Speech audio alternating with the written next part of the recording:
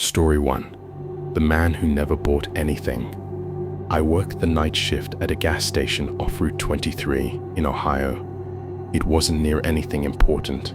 No restaurants, no hotels, just a long stretch of road surrounded by trees and empty land.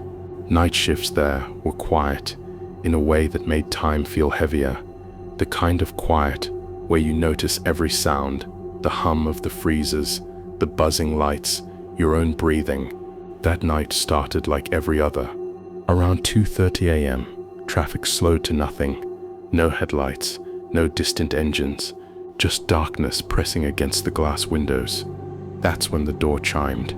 I looked up and saw a man standing just inside the entrance. He didn't move. At first, I assumed he was waiting for his eyes to adjust to the light. People did that sometimes. But after a few seconds, something felt off. He wasn't looking around. He wasn't heading toward the shelves. He was just standing there. I cleared my throat and said, "Hey, how's it going?" No response. He walked slowly toward the drink coolers and stopped. Didn't open the door. Didn't touch anything.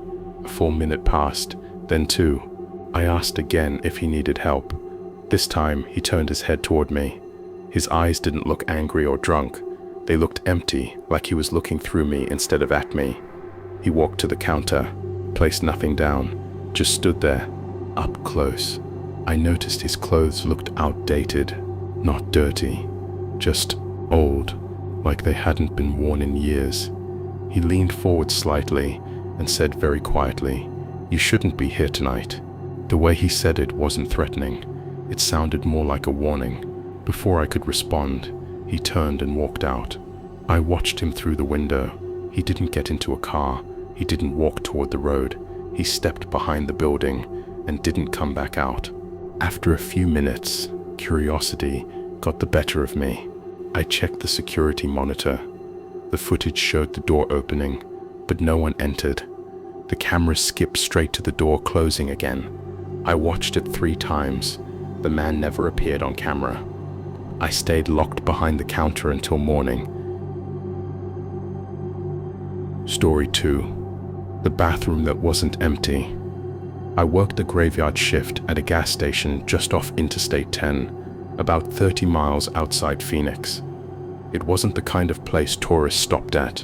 Mostly truckers, insomniacs, and people trying to get somewhere without being seen. Night shifts blurred together. Same faces, same smells, same buzzing lights that never fully stopped humming. Around 3:07 a.m., the front door opened. A woman stepped inside. She looked normal at first, mid-20s maybe. Hoodie zipped all the way up, despite the heat. Her hair was tied back, messy, like she'd been running her hands through it too much. What stood out was her eyes. She didn't look tired. She looked scared, not panicked, not hysterical. The kind of fear that's quiet because it's been there too long. She walked straight to the counter and asked, "Can I get the bathroom key?" Her voice was steady, but her hands weren't. They shook as she reached for the key. I slid it across the counter and told her it was around back. She hesitated. "Does anyone else work here tonight?" she asked.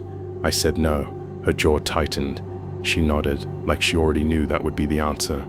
Before heading toward the back hallway, she leaned in and said something that stuck with me. "If someone asks, I was never here." Then she walked away. 10 minutes passed, then 15. I knocked on the bathroom door. No response. I knocked harder. Still nothing. That's when the unease crept in. The kind that tells you something's wrong before your brain catches up. I unlocked the door. The bathroom was empty. No open window. No ceiling panels disturbed. No back exit.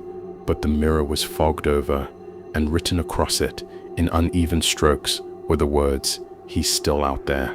My throat went dry. I checked the cameras. The footage showed me handing the key over. But the woman, she never appeared. The door camera showed the entrance opening, then closing. No one walked in. I locked the doors for the rest of the night. At sunrise, police reviewed the footage. They asked me if I was sure I talked to someone. I still don't know who wrote that message. But sometimes when I'm alone at night, I still check behind me. Story 3. The voice on the intercom. I took the night shift at that gas station because no one else wanted it. The place sat on the edge of a long stretch of highway in rural Pennsylvania. No nearby town, no houses, just trees, an empty road, and a parking lot that felt too open during the day and too closed in at night. The building itself was old, the kind of old that smelled like dust and burned coffee no matter how much you cleaned it. The lights flickered constantly, and the security cameras had that grainy, washed-out look that made every shadow feel suspicious. But the worst part was the intercom system. It connected the counter inside to the fuel pumps outside. Management kept saying they were going to replace it, but they never did. Most nights, it didn't work at all. Other nights, it crackled with static for no reason. I hated it. I worked alone from 11 p.m. to 7 a.m. No co-workers, no manager, just me and the building. Around 1 a.m., the station usually went completely dead. No cars, no footsteps, just the hum of the refrigerators and the ticking sound the lights made when they warmed up. That night felt different from the start. The air felt heavier, quieter than usual. At 2:46 a.m., I heard static. I looked up at the intercom speaker mounted above the counter. That wasn't unusual. Sometimes it popped randomly. Then I heard breathing. Slow, controlled, like someone holding the mic close to their mouth, but not speaking. I leaned forward and pressed the button. Hello? The breathing stopped. I waited a few seconds. Nothing. I told myself it was interference, old wiring, nothing more. But my heart didn't slow down. At 3:12 a.m., a car pulled in, an older sedan, headlights on, engine running. No one got out. I watched through the glass as the car sat there for almost 5 minutes. Then it backed up and drove away. I didn't think much of it at the time. At 4:09 a.m., the intercom came on again. Static, then a voice said, "Can you hear me?"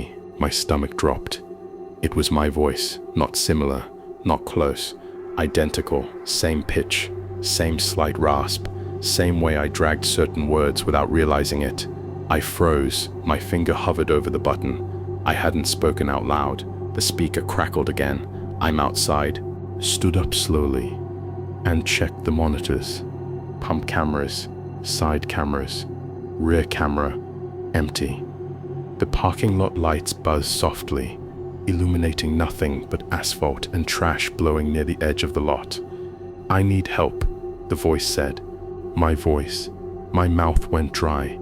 I pressed the button again, my hand shaking. "Who is this?" There was a pause. Then the voice replied, "You already know." The intercom cut to static.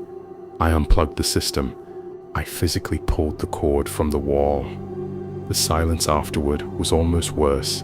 I locked the front door and flipped the sign to closed, even though I wasn't supposed to until 5 a.m. I told myself I'd explain it later.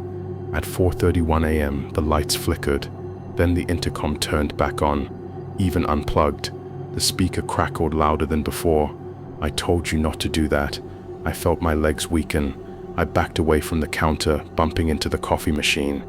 "I'm not trying to scare you," the voice continued, "but you're making it harder." I ran to the back room and grabbed my phone.